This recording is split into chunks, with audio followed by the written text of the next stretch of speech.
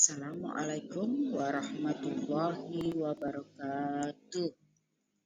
Bapak Ibu yang saya hormati serta rekan-rekan muslim yang berbahagia, mari kita belajar tentang riba yang merupakan salah satu larangan besar dalam Islam yang sangat penting untuk kita pahami dan kita hindari.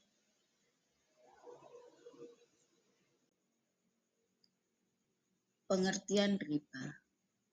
Riba secara bahasa berarti tambahan. Dalam istilah syariat, riba adalah tambahan atau keuntungan yang diambil tanpa adanya pertukaran yang seimbang atau adil, baik dalam pinjaman maupun jual beli. Contohnya adalah misalnya kita meminjamkan uang 1 juta, lalu dalam pengembaliannya kita meminta 1.200.000 dan itu dilakukan tanpa alasan.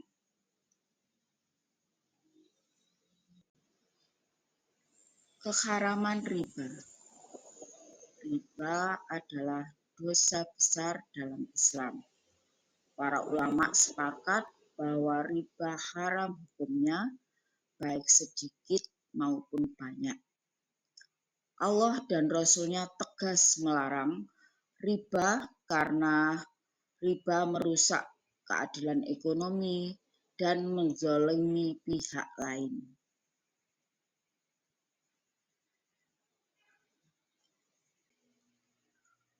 Dalil tentang riba.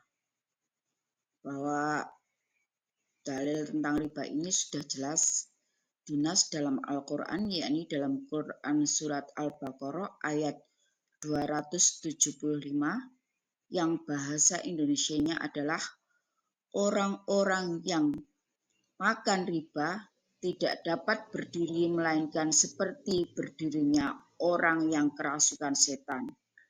Allah menghalalkan jual beli dan mengharamkan riba. Sementara dalam hadis Nabi Shallallahu Alaihi Wasallam bersabda, Allah melaknat pemakan riba, pemberi riba, pencatatnya, dan 2 saksinya. Mereka semua sama. Yang ini termaktub dalam hadis riwayat Muslim. Sebagai contoh riba di masyarakat, di antaranya yang sering terjadi adalah 1. Kredit berbunga. Ini membeli barang dengan cicilan dan bunga. Yang kedua, pinjaman online atau rentenir, meminjam uang dengan bunga mencekik. Yang ketiga, menabung di bank konvensional dan mengambil bunga tabungan.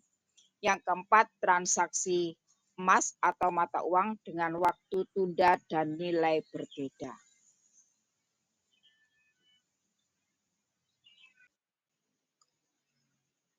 Cara meninggalkan riba. Meninggalkan riba adalah kewajiban. Dan berikut adalah beberapa langkah-langkah yang mungkin bisa dilakukan untuk bagaimana meninggalkan riba. Salah satu yang pertama adalah tobat kepada Allah dan tidak mengulanginya lagi. Yang kedua, dengan melunasi semua hutang berbunga sebisa mungkin dan hentikan bunganya. Yang ketiga adalah gunakan jasa keuangan syariah, bank syariah, koperasi syariah, dan lembaga zakat. Yang keempat, mari belajar fikih muamalah agar tidak terjebak dalam riba. Yang kelima, mari kita dukung ekonomi syariah, belanja, dan berbisnis secara halal.